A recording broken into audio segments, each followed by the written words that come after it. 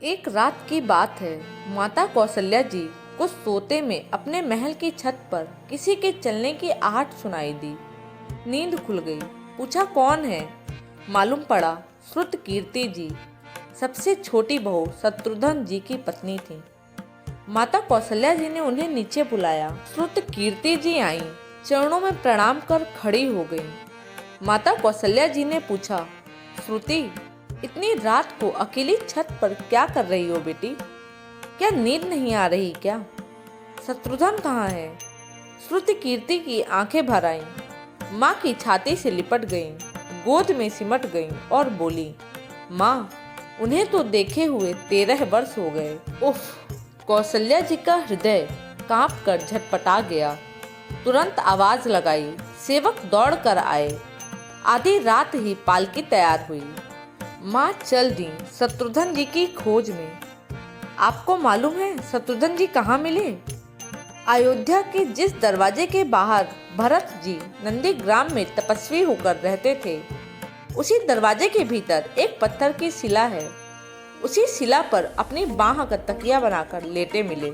माँ सिराहने बैठ गईं। बालों में हाथ फिराया तो शत्रुघ्न जी ने आंखें खोली। कहा, माँ, उठे, चरणों में गिरे। माँ, आपने कष्ट क्यों किया? मुझे बुलवा लिया होता। माँ ने कहा, शत्रुघ्न यहाँ क्यों? शत्रुघ्न जी की रुलाई फूट पड़ी। बोले, माँ, भैया राम जी पिताजी की आज्ञा से वन चले गए। भैया लक्ष्मण जी उनके पीछे चले गए। भैया भरत जी भी नंदीग्राम में हैं। क्या ये महल, ये रथ, ये राजसी वस्त्र विधाता ने मेरे लिए ही बनाए हैं? माता कौशल्या जी निरुत्तर रह गईं। दोस्तों, क्या है ये राम कथा? यह भोग की नहीं, त्याग की कथा है। यहाँ त्याग की ही प्रतियोगिता चल रही है और सभी प्रथम है। कोई पीछे नहीं रहा। चारों भाइयों का प्रेम और त्याग एक दूसरे के प्रति अद्भुत, अभिनव और अलौकिक है। रामायण जीवन जीने की सबसे उत्तम शिक्षा देती है। भगवान राम को 14 वर्ष का वनवास हुआ तो उनकी पत्नी सीता मैया ने भी सहर्ष वनवास स्वीकार कर लिया। परंतु बचपन से ही बड़े भाई की सेवा में रहने वाले लक्ष्मण कैसे राम जी से दूर हो जाते? माता सुमित्रा से तो उन्होंने आज्ञा ले ली थी वन जाने की, परंतु जब पत्नी उर्मिला के कच्छ की ओर बढ़ रहे थे तो सोच रहे थे कि माँ ने तो आज्ञा दे दी, परंतु उर्मिला को कैसे समझाऊंगा, क्या बोलूंगा उनसे? यही सोच विचार करके लक्ष्मण जी जैसे ही अपने कच्छ में पहुंचे तो देखा कि उर्मिला जी आरती का थाल लेके खड़ी थीं और बोली, आप मेरी चिंता छोड़ प्रभु श्री राम की सेवा में वन को जाओ। मैं आपको नहीं रोकूंगी। मेरे कारण आपकी सेवा में कोई बाधा ना आए, इसलिए साथ जाने की जिद भी नहीं करूंगी। लक्ष्मण जी को कहने में संकोच हो रहा था, परंतु उनके कुछ कहने से पहले ही उर्मिला जी ने उन्हें संकोच से बाहर निकाल दिया। वास्तव में यही पत्नी का धर्म है। पति संकोच में पड़े उससे पहले ही पत्नी उसके मन की बात जानकर उसे संकोच से बाहर कर दे। लक्ष्मण जी चले गए, परंतु 14 वर्ष तक उर्मिला ने एक तपस्विनी की भांति कठोर तप किया।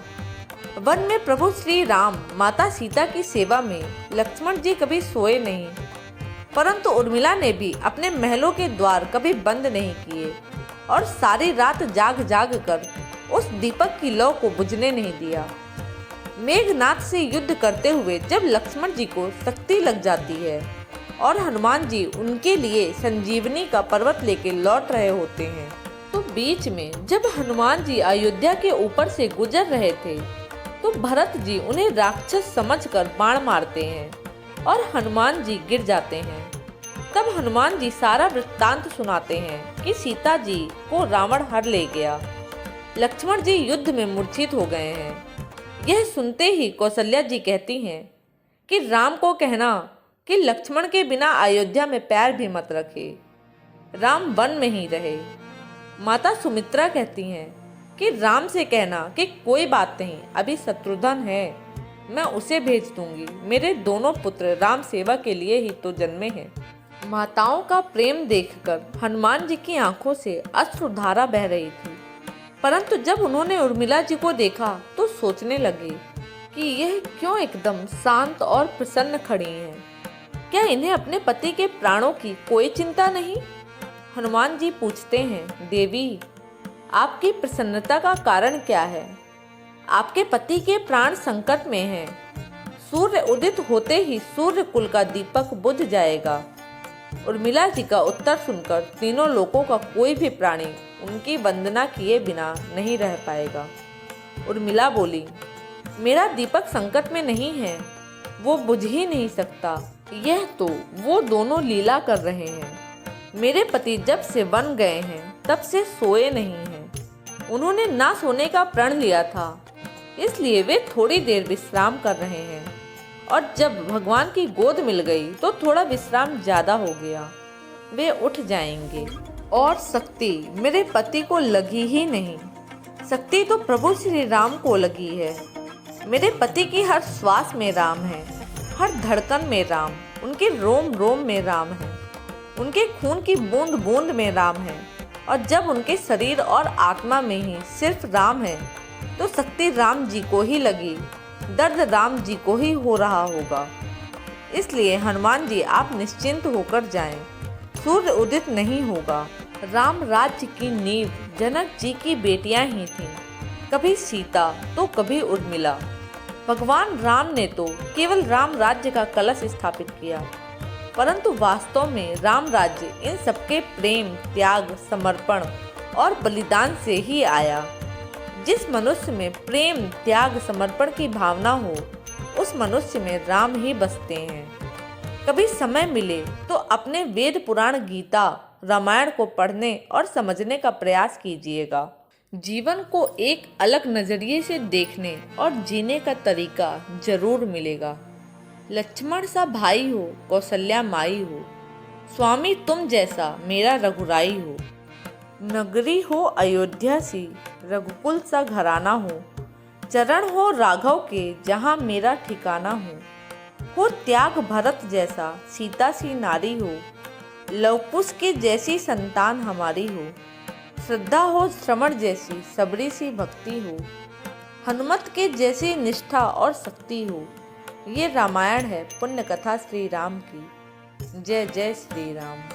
दोस्तों, उम्मीद करती हूँ कि आपको ये वीडियो अच्छा लगा होगा। आपको ये वीडियो कैसा लगा नीचे कमेंट बॉक्स में कमेंट करके ज़रूर बताइएगा। धन्यवाद।